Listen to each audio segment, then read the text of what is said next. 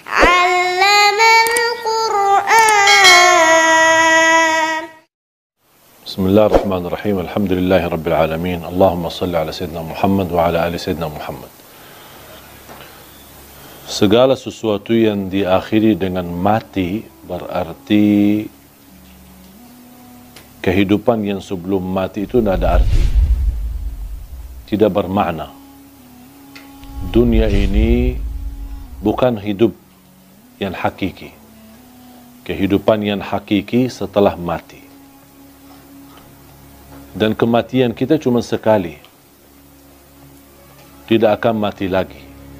Kalau sudah meninggal dunia dan kita pisah dari dunia menuju ke akhirat melalui proses di alam barzakh, kuburan kita menghadap mungkar nakir kita, kemudian bisa kuburan kita menjadi taman dari taman surga, bisa jadi lubang dari lubang neraka, dan yakini kehidupan kita nanti di alam kubur jauh lebih panjang daripada hidup kita di dunia.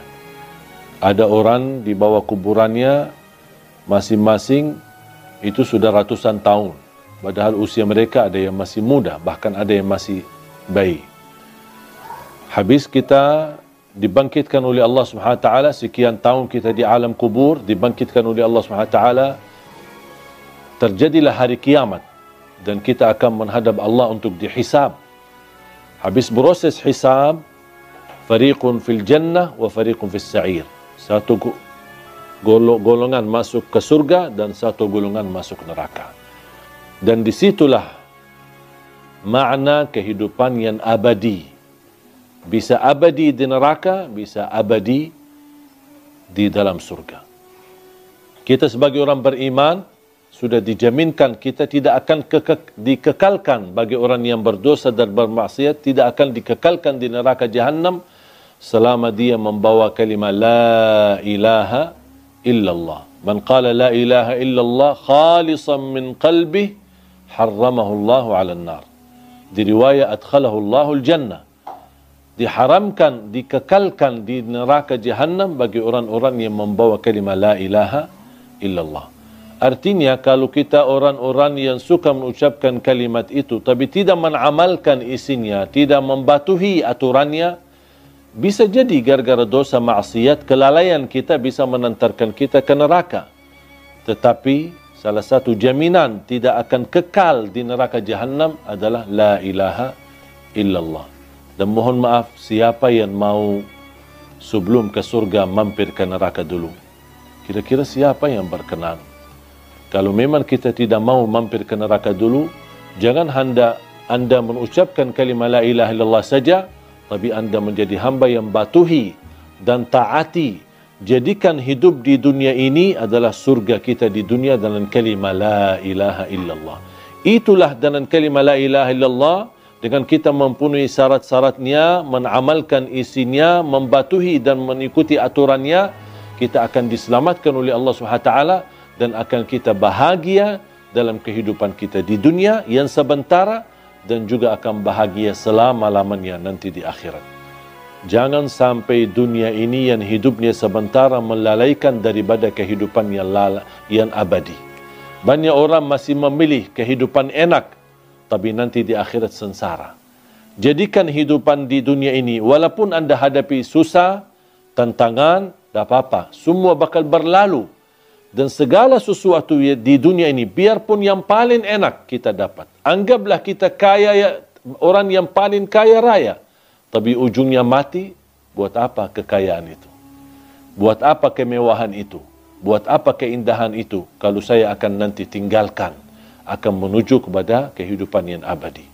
Makanya harus kita fikir cerdas untuk memperjuangkan kehidupan yang abadi, yang insya-Allah akan kita menjadi orang yang kekal di dalam surga Allah Subhanahu wa taala. Insya-Allah tanpa mampir ke neraka. Amin ya rabbal alamin.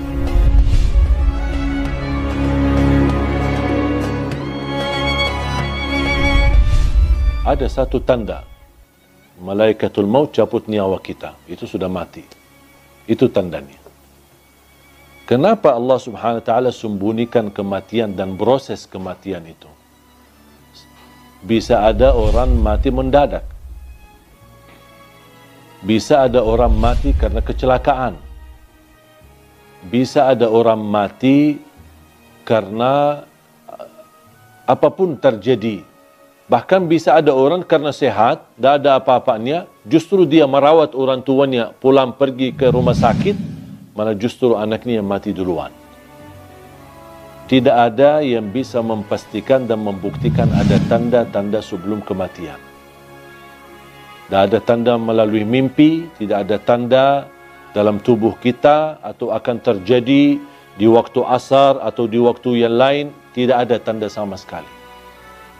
Yang diberikan tanda kedekatan kematian adalah orang-orang yang tua, yang sudah tumbuh, rambutnya putih, sudah terlihat dari segi fisiknya lemah, dan banyak semakin tua usianya berarti sudah tanda mendekati kematian. Allah Subhanahu wa taala berfirman, kiamat aja dekat, wa narahu qariba. Kiamat aja yang kita merasa begitu jauh, masih lama prosesnya dan masih panjang kehidupannya menuju hari kiamat, Allah masih sebutkan hari kiamat itu sangat dekat. Dan menurut saya, tidak perlu kita fikirkan kapan kita mati atau apa tanda-tanda. Tetapi yang perlu kita fikirkan, mempersiapkan diri menghadapi kematian. Apa yang semestinya saya lakukan untuk menghadapi kematian, untuk menuju husnul khatimah? Itu yang perlu kita fikirkan. Amalan yang baik, bertakwa, jadi orang yang berguna bagi orang lain, jangan menyakiti orang lain, jangan menzalimi orang lain, dan terus menjadi orang-orang yang selalu berbuat baik untuk dirinya dan juga untuk orang yang ada di sekitarnya. Jaga salatnya, jaga Qur'annya, jaga akhlaknya, dimanapun anda berada, itu semua menjadi tanda-tanda anda benar-benar mempersiapkan diri untuk menghadapi kematian. Kematian itu pasti kita akan ketemu. Tidak ada orang yang bisa terhalang dari kematian. Kalau ada yang berhak dan boleh terhalang dari kematian, itu Nabi Muhammad sallallahu alaihi wasallam. Nabi Muhammad aja sudah mati, sudah meninggal dunia. Walaupun di alam barzakh Nabi Muhammad SAW memiliki kehidupan khusus, bisa mendengar salawat kita, bisa menjawab salam kita, tapi kita tidak tahu bagaimana nasib kita. Yang menentukan nasib kita nanti di alam kubur adalah kita. Apapun yang kita isi dalam kehidupan kita, itu yang akan menjadi hasilnya, kita akan ambil panennya nanti di alam kubur dan di akhirat. فَمَنْ يَعْمَلْ مِثْقَالَ ذَرَّةٍ خَيْرًا يَرَهُ وَمَنْ يَعْمَلْ مِثْقَالَ ذَرَّةٍ شَرًّا يَرَهُ.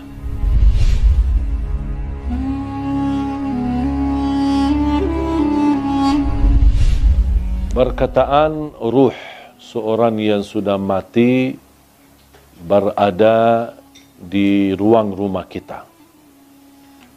Ada yang berkata selama 3 malam, ada yang sampai 40 malam.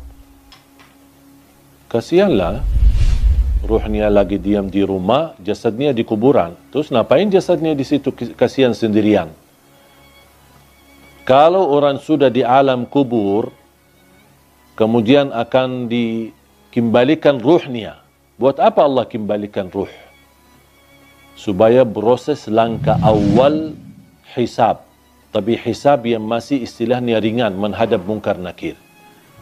Ada beberapa pertanyaan yang perlu kita jawab saat menghadapi mungkar nakir. Seandainya kita berhasil lolos dari pertanyaan dan kita bisa menjawab seluruh pertanyaan mungkar nakir, berarti akan kita menikmati.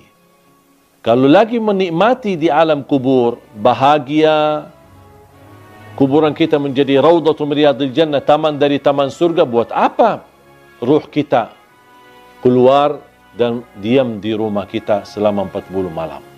Sebaliknya, kalau kita tidak lulus untuk menjawab pertanyaan mungkar nakir, berarti kita akan menghadapi kesiksaan yang amat pedih di dalam kubur.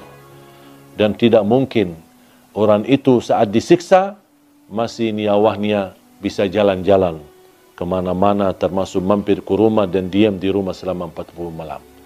Itu semuanya hanya diperkirakan atau perkataan orang, tapi tidak ada dalil pun di dalam Quran atau hadis ruh kita akan diam di rumah kita selama sekian malam. Ruh kita berada di dalam tubuh badan kita saat kita dikuburkan, Allah kembalikan ruh kita akan menghadapi munkar nakir. Kalau anda lagi menikmati bahagia, berarti akan merasakan kenikmatan tersebut bukan hanya jasad kita, tapi jasmani dan rauhani kita. Kalau ruh kita terpisah dan dia diam di rumah untuk melihat kondisi dan keadaan di rumahnya, bagaimana keluarganya. Terus kalau ada di antara keluarga, ketika ada ruh seorang meninggal, dia masuk ke rumahnya. Terus ternyata istrinya tak nangis setiap malam. Pasti dia sakit hati. Bukan sakit hati, ya sakit ruh. Apalagi kalau istrinya nikah. Kau malah tinggalin aku meninggal malah kamu nikah. Berarti ruhnya lagi sibuk urusan keluarga. Ini semuanya tidak masuk akal. Makanya jemaah sekalian, jangan terlalu percaya hal-hal yang aneh-aneh. Kalau kita bahagia di alam kubur, berarti ruh kita akan disibukkan dengan kebahagiaan. Kalau kita lagi di alam kubur disiksa, na'udzubillah min zalik, berarti ruh kita akan kesibukan dengan azab, na'udzubillah min zalik. Wallahu ta'ala.